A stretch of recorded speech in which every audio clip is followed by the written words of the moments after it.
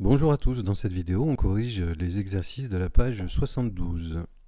Exercice 5, détermine l'aire de chacun des parallélogrammes suivants. Alors, je vous rappelle la leçon, l'aire d'un parallélogramme est donnée par la formule côté fois hauteur relative à ce côté. On dit aussi base fois hauteur. Pour le premier parallélogramme, la base vaut 7 cm. La hauteur relative à cette base mesure 3 cm. Donc l'aire de ce parallélogramme, base fois hauteur, c'est 7 fois 3, c'est-à-dire 21 cm². Le deuxième parallélogramme, cette base-là mesure 8 cm. La hauteur relative à cette base mesure 6,5 cm. Donc son aire, base fois hauteur, mesure 8 fois 6,5, c'est-à-dire 52 cm². Pourquoi je n'ai pas utilisé cette base-là? Parce que si j'avais choisi cette base, il aurait fallu que je connaisse la hauteur relative, mais on ne me la donne pas dans l'énoncé. Donc cette base-là ne me sert pas à calculer l'aire du parallélogramme, puisque je n'ai pas la hauteur relative à cette base. Question C, une base de ce parallélogramme mesure 10 cm, et la hauteur relative à cette base mesure 6 cm. Son aire, on fait base fois hauteur, donc 10 fois 6, ça fait 60 cm².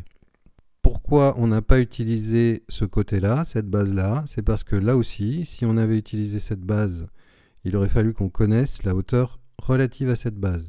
Mais on ne nous la donne pas dans l'énoncé, donc cette longueur de 7 cm ne nous sert à rien, puisqu'on ne connaît pas la hauteur relative à cette base.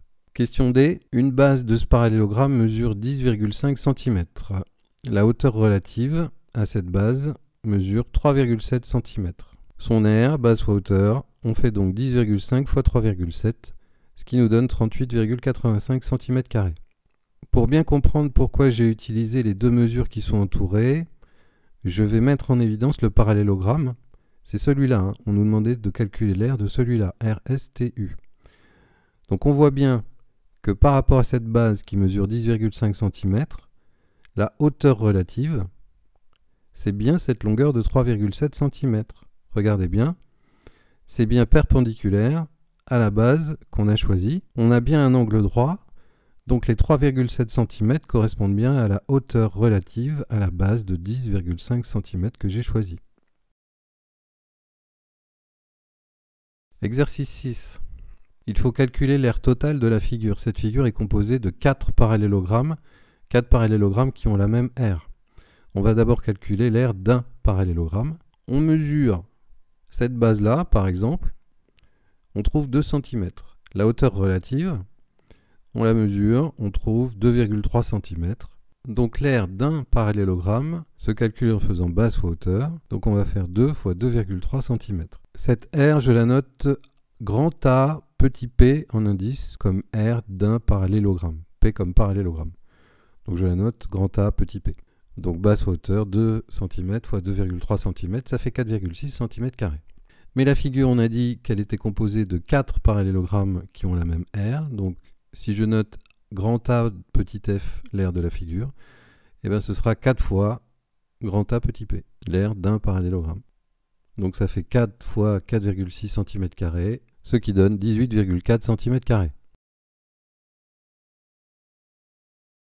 Pour l'exercice 7, on va procéder de la même façon que l'exercice précédent. Le premier parallélogramme, on va choisir par exemple cette base-là, qui mesure 2 cm. On mesure ensuite la hauteur relative. Alors on prend son équerre, hein, là. Je ne l'ai pas dit pour l'exercice précédent, mais on prend son équerre pour tracer la hauteur le plus proprement possible et pour la mesurer le plus précisément possible. Donc on trouve environ 4 cm. L'aire vaut donc base fois hauteur, c'est-à-dire 2 fois 4, 8 cm². Petit b, on procède de la même façon. J'ai mesuré cette base-là qui fait 1,5 cm. Avec mon équerre, je trace la hauteur relative, je mesure et je trouve 4 cm. Ensuite, on applique la formule base fois hauteur, donc ça fait 1,5 fois 4, c'est-à-dire 6 cm². Et enfin le dernier, la base que j'ai choisie, c'est celle-ci. Pour tracer la hauteur, on prolonge un peu le trait, on prend son équerre, on trace proprement la hauteur associée et on mesure, on trouve 2 cm. Donc l'aire de ce parallélogramme, base fois hauteur, ça fait 4 fois 2, c'est-à-dire 8 cm². dans l'exercice 8, on nous donne un parallélogramme ABCD. On nous donne la longueur d'un de ses côtés, donc ça va être la base. On ne nous donne pas la hauteur. Par contre, on nous donne l'aire. L'aire du parallélogramme vaut 24 cm². Alors, la hauteur qu'on ne connaît pas, moi je vais l'appeler petit x. Si j'utilise la formule de ma leçon, l'aire du parallélogramme, que je note grand A, se calcule en faisant base, 8 cm, fois hauteur. Et la hauteur, je l'ai notée x. Donc l'aire de mon parallélogramme, je peux la noter 8 fois x. Mais on me dit que ça vaut 24. Ça veut dire que x est égal à 3. La hauteur du parallélogramme mesure donc 3 cm. Pour la deuxième figure, le raisonnement va être différent. EFGH est un losange. Un losange, c'est un parallélogramme.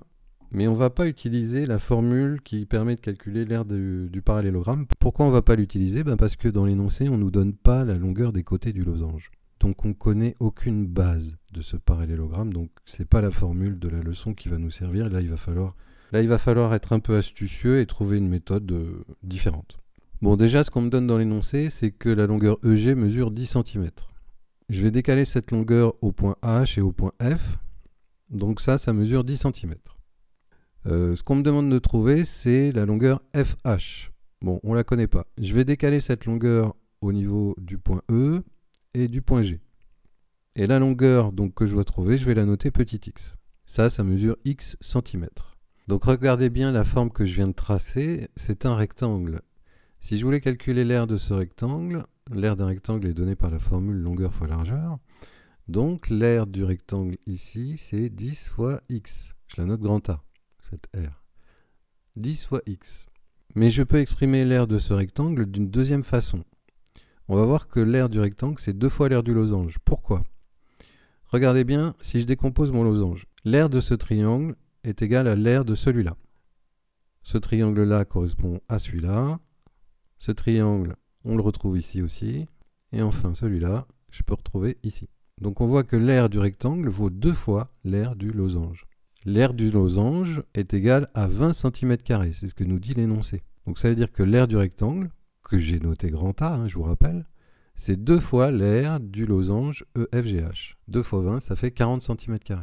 Donc d'une part, on a vu que l'aire du rectangle était égale à 10x, mais en plus, on vient de voir que l'aire de ce rectangle est égale à 40 cm². Donc ça veut dire que 10x est égal à 40. Bon, combien vaut x? X vaut 4 cm. La longueur FH mesure 4 cm.